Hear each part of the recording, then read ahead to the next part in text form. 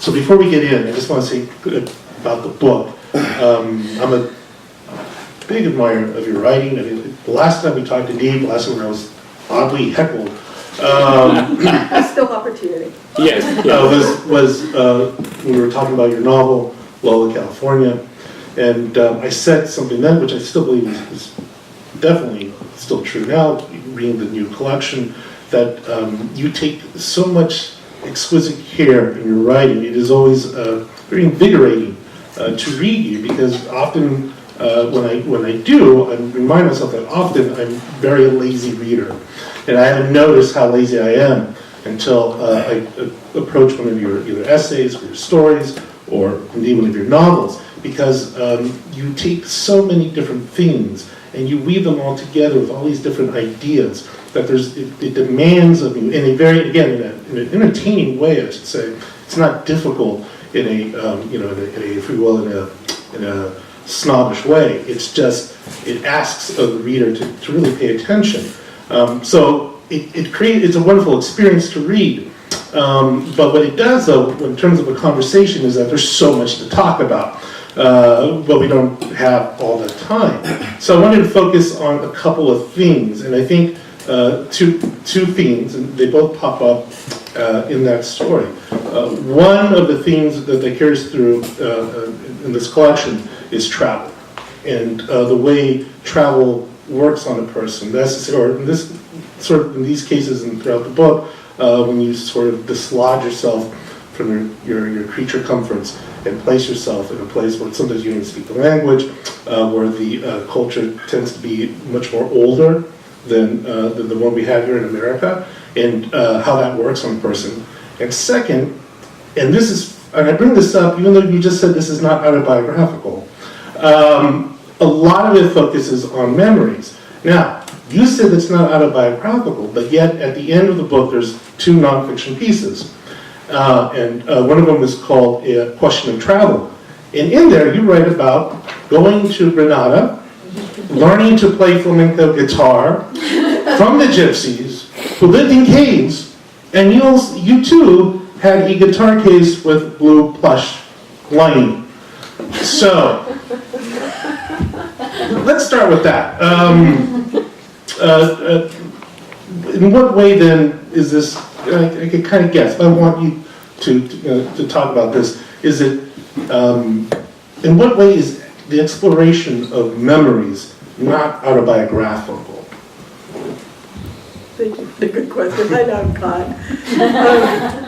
I'm thinking, when you were talking, is it Whitman who says very well that I contradict myself? Yeah, that's fine. But Okay.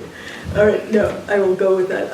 So, autobiography. First of all, I just learned this very interesting other fact, which is that, you know this term flash bulb memory? Have you heard that term? So let's say 9/11 occurs or Kennedy gets killed, and then we have this kind of collective traumatic thing where we all remember where we were at that moment. So what I just learned is that the brain deposits proteins differently at that neural synapse when it's a flashbulb memory. So that means you have that memory, and then because there's so many retellings of it, collective retellings, it's as if we are all forming this collective organism of a memory. So our memory does not stay intact of that. We think, oh, I was here when 9/11 happened, or I was here. But there's something about the collective mind taking us over, which I just find really fascinating. And, I think we all know what it is to be kind of a myth maker of your own past. That sensation where this, recently I felt that I was speaking about my life as if I were a victim or a martyr. And someone very wise once said to me, what you practice is what you become. And so I am actively, not just in my fiction, but in my life, really trying to be conscious of the story I tell of these past moments and how they've led to where I am. And there's something about writing fiction, and more recently, actually, under the great inspiration of Oscar and ZYZZYVA, his journal, that I just started writing a lot of nonfiction, which really showed me, it was sort of like, whenever I write, I feel like I'm setting this baby down the river to be caught. And it's no longer mine. It's like Moses and the bulrushes. and I no longer own it. So to write nonfiction for this journal has been, in other places after a while, it's been very liberating because no longer do I feel so invested in the singular myth making of, oh, I was this and this happened. It's a great practice. I recommended it to all of you. But the freedom one gets by writing a story, and that no longer do you have to have that kind of egoic concretization around it. Right. I was thinking actually something that another actually fine writer, Peter Warner, talks about often about writing and saying that one of the satisfactions that he gets, well, I'm putting words in his mouth, but to paraphrase, that just the act, as to say, of trying to put on the page recollections of your memory, exploring those things, in themselves have a certain satisfaction. And I don't know if that satisfaction is tied to just getting older, but the idea that it doesn't have to have some sort of neat conclusion, that just the very exploration has a power, it has a fullness to it. What do you think? In terms of memory, is your question about how it? Well, just that very act of taking, if you will, with the skills that you have as a fiction writer, that being able just to go in and to explore what the meaning of things might have been that happened to you 10, 20, 30 years ago, how that in itself sort of constructs a story. It doesn't necessarily have a conventional narrative to it. Yes. But it has a sort of satisfaction. I was wondering, what do you think that sort of, if you agree, what that satisfaction might be? Okay, here's the satisfaction. There's a line in Marguerite Duras' The Lover. She said something, I'm probably misquoting it, but she said something like, when I was 19, I had the face I would have for life. And I don't know, it's probably true of you literate crowd here, but when I was 14, and then later when I was 19, I thought I knew everything. And my father used to say to me, not because I was sassy, but just he would say, one day, as you get older, you realize how much your parents actually know. And, what age does, each year you realize how little you know and how much more there is to be learned. It's really fascinating. And so the process of going back and actively excavating those memories helps undo the myth of the 14-year-old who knew everything and who was at the center of the movie and the soundtrack was playing. It brings some humility into it.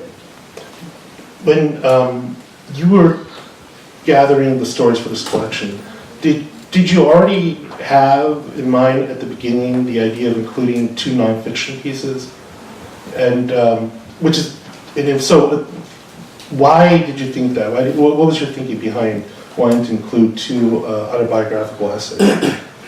So, I remember learning European history from a former Nazi youth here in Oakland, and I remember him saying, I can't do the German accent, but he was like, I can't do it, it's going to come out Russian, but just imagine. All historiography is myth. Herodotus was a myth maker. It's all myth. And I always feel that division between fiction and nonfiction is primarily a market-driven one that has to do with the shelving of bookstores, much less interesting than Booksmith and other curatorial books like City Lights, so many other places. So I like that older tradition of belles lettres where there was this intermingling between genres, and we didn't have this idea that we only put on one cap to read poet.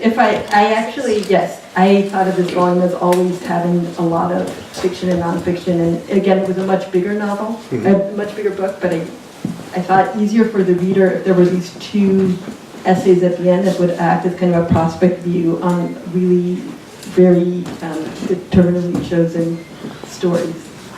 And so you brought up something earlier. You talked about your father. He is the subject of one of your essays, the final piece in the book. I was wondering if you could talk a little bit about who your father was. It's so funny. There are a lot of people here who know him really well, who actually lived in my house with me when I was growing up. So yes, my father. he was an idealist. He was born in 1930. He came to this country. He was born in Poland in 30, and his father, unlike many around him, scented that it was not a good time for Jews, so he went to Israel in 1933, and then came to America in 1955. My older brother and sister were born in Israel, and I was born in Toronto. And he was this kind of, his personality was very dreamy and very idealistic, and he really had a strong optimism. He believed that man, in the perfectibility of man, basically, but he lived very lightly on the earth, and he sort of thought that by going around and doing little bits of good, he could be good, but sometimes he blundered and did bad unwittingly. So he was sort of the subject secretly of my first novel. I don't know how to turn this on. Is it back on? Yeah. But I also find interesting, I think it just, the batteries may be failing. Yeah, we do use that. Okay. But, Okay, you t-shirt. yeah. He, you know, it's kind of interesting in this moment of our political situation where there are people on the edge of the tribe who are scenting danger and wanting to flee. Who those people are, and who are the people who are more complacent and in the center, and then the people in the middle who are just feeling nervous and going into a kind of Trump fugue. And my dad was definitely, he would have been the dreamy one, but his relative, his father, was on the edge and scented danger and got him out where all the rest of the family was killed. So I have no extended family, or no large extended family. So through him, did you feel you were instilled with the sort of consciousness of awareness of social injustices, or was it as much him as it was growing up in Berkeley? It was both. You know, I think the two values I'd want on my epitaph would be generosity and creativity, and I think a lot of that comes from, you know, he would have homeless men sleeping in his car because it was Berkeley of the 70s and 80s, and he would just, you know, drive them to where they wanted to go. And there was kind of an open door policy of that time, which I admired. So, and I bring this up because in your books, and even in the story collection, many of the stories are informed with, I guess what I would call it, a sort of an understanding of anxieties of communities under duress. So, for example, there's like the story Quinceañera, which is set, and it sounds like somewhere upstate New York, among a group of girls, like they're still middle school, high school, and it kind of moves back and forth in time, and the relationship between an Anglo girl and with the family of Guatemalan immigrants who come into the community, but you also see it too in even I'd say like the Buddha of Villalon, which is a story about a young Cuban prospect, boxer, and then even I'd say in koi, and as well as in beef. And what I found so interesting, and by interesting it's so good, is that the problems, the societal problems are acknowledged, and they inform the story, but the stories themselves are not didactic. And so I wanted to ask you two questions. One, how do you walk that line so that you're writing about things of importance, but you're not reading a policy paper? And two, given these times, or how are you thinking about the ways in which writing, your writing perhaps specifically, or maybe just storytelling in general, can tackle these sort of anxieties and problems that we're living in?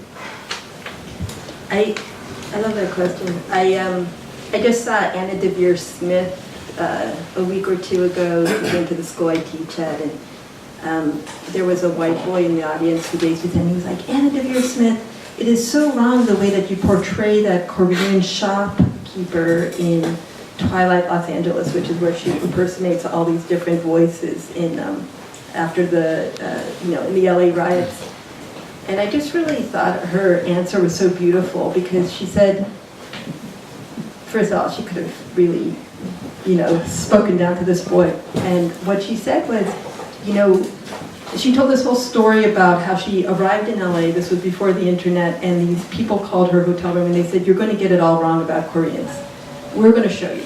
And they took her to this Korean shopkeeper who was eloquently not able to speak English, but really struggling to communicate with her, really gifted storyteller, trying to tell her the story of this is what it's like to be a Korean in Los Angeles right now in this time of the rights, or before. And she said to this young boy who was challenging her, "I really hope for you in this time that you can reach across the chasm of otherness.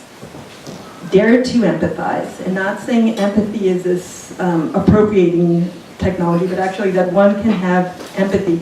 Reach across, empathize, and that you will have that gift in your life, and that those kinds of stories can transform us. And I can't tell you, it was so cathartic for me to hear her saying this because she's such a hero to me. And I've been really thinking recently a lot about the risks of empathy. The entitlement of empathy, in a way, as a writer, that I write stories about reaching up against otherness. It could be very politically suspect, but I think I just really, I know you laugh, but it's true. I really feel I'm walking on a tightrope, but I feel really committed to it as an enterprise. I think maybe we can't ever fully know exactly what's going on inside another person, but we can really try. And that fiction is this amazing technology remaining to us, where we can just try to feel what it is to be that other person. And most of these stories began, Faulkner has this beautiful line where he says his whole novel began when just looking at some girl scratching her leg with her toe, leaning on a fence. And for me, a lot of my stories begin where I'm looking at somebody and I'm thinking, God, what is it to, let's say, in the case of my second novel, Crawl Space, like, what is it to be a Nazi sympathizer? What is it to be in that mind of evil? What is it to be that homeless man in my father's car? It's just, it becomes, that's my interest, that's what motivates me. And I still want to feel that that's an okay thing to do in this moment. So, with that sort of thinking, then how would you, or would you even at this point even try to write about, this current moment of history? I'm trying right now. I'm trying to write a novel about it.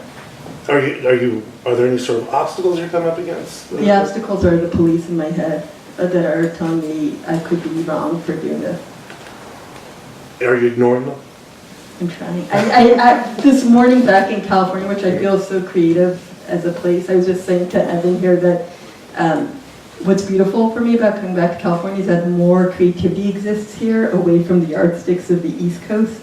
But more bad art gets created, but more good art gets created. People are just generally more creative, but then there's no one saying, okay, this is worthy of the New Yorker, or, there's not these kind of judges of success. All right, I'm going to ask one more question before I open up to Q&A. So in one of the essays, you say how you started off studying biology in college, is that correct? And then from there, found yourself studying painting. Among, I think, as you write, some painters that went on to become names and are now a writer. And I wanted to ask you, do you consider yourself still primarily as a writer, or is that a compulsion? Maybe compulsion is the right word, but that hunger for modes of expression, does that still burn through you, so that maybe you're considering other ways of expressing yourself artistically? Yes, you read my mind. You empathize. No, I'm trying to, somebody wrote a musical score for this that's going to be online at some point. And in general, I'm trying to, on the one hand, I think language always aspires to the condition of music. That most writers I know wish that they were rock musicians, while most rock musicians wish they were writers. And then, I'm actually off in my future. I want to do some works that are more, complete artworks. But right now, I'm still committed to trying to get all the arts to be in writing, which I think is ultimately a very generous art form for the reader and for